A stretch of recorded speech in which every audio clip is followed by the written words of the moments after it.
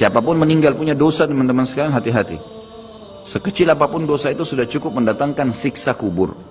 Walaupun belum tentu dia masuk ke dalam api neraka. Jadi jangan dianggap remeh.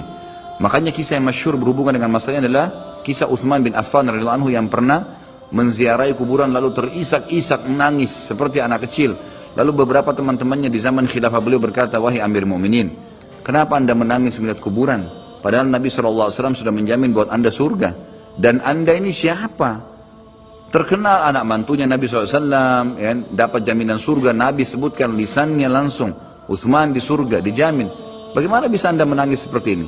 Jawaban Utsman radhiyallahu anhu sangat bijak. Orang yang beriman dan berilmu punya jawaban yang tepat. Dia mengatakan Rasulullah SAW menjamin buat saya surga, tapi tidak menjamin saya selamat dari siksa kubur. Dari mana jaminan saya disiksa dulu di kubur? Nanti saya masuk surga, betul. Tapi di kubur disiksa dulu karena masih ada dosa. Maka pemahaman yang dikeluarkan oleh para ulama tentang tadi saya bilang, dosa itu sekecil apapun sudah cukup untuk membuat adanya siksaan, gitu kan?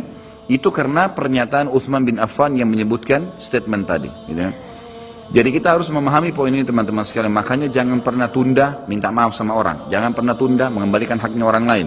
Jangan pernah menganggap remeh dosa-dosa kecil. Tidak boleh sama sekali. Karena kita akan lihat nanti salah satu penyebab azab kubur adalah tidak cebok pada saat kencing. Masalah kecil yang dianggap kecil oleh orang, gitu kan? Banyak orang anggap remeh.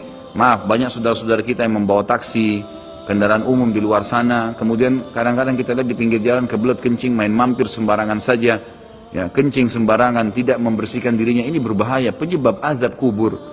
Kata ulama, kalau kencing saja itu sudah menjadi penyebab, bagaimana dengan buang air besar? Bagaimana dengan orang junub tidak mandi? Bagaimana dengan hal-hal yang lebih besar lagi? Gitu kan? Karena memahami hukum-hukum syari seperti ini, kalau hal yang kecil saja dilarang, berarti hal yang besar lebih pantas untuk dilarang. Kalau hal kecil saja mendatangkan azab, berarti hal yang lebih besar lebih pantas mendatangkan azab. Jadi harus hati-hati, gitu kan? Kalau amal ibadah kecil kita kerjakan sudah besar pahalanya, bagaimana dengan amal yang wajib misalnya, atau amal yang besar yang kita kerjakan? Kalau umrah fadilahnya besar, berarti haji lebih besar. Kalau sholat sunnah besar, tahajud, maka sholat 5 waktu lebih besar pahalanya. Dan seterusnya. Jadi poin-poin ini dalam mukaddimah kita harus difahamin baik-baik, gitu kan? Terutama yang terakhir saya ucapkan tadi. Hati-hati teman-teman sekalian. Saya juga tahu diri saya pasti punya salah, tapi saya mengajak diri saya dan jemaah sekalian untuk beristighfar kepada Allah, bertaubat. Jangan tunda pengembalian haknya orang lain, meminta maaf kalau punya kesalahan. Jangan tunda-tunda, jangan bilang nanti Idul Fitri baru saya minta maaf. Nggak ada perintah dalam agama seperti itu. Sebelum pejamkan mata nanti malam minta maaf semua. Dan orang cerdas adalah orang yang tidak menyiapkan musuh pada hari kiamat. Hati-hati. Jangan siapkan musuh siapapun dia. Maka harus ini, ya, kembalikan semua hak-hak orang, minta maaf. Kalau pernah mengambil barang orang yang tidak jelas, kembalikan. Kalau tidak, sedekahkan sejumlah itu. Semua selesaikan. Jangan ada masalah. Ya, jangan pernah ada masalah, jangan siapkan musuh. Imam Bukhari rahimahullah pernah berhenti berburu hanya karena meleset anak panahnya kena pagar tetangganya, gitu kan?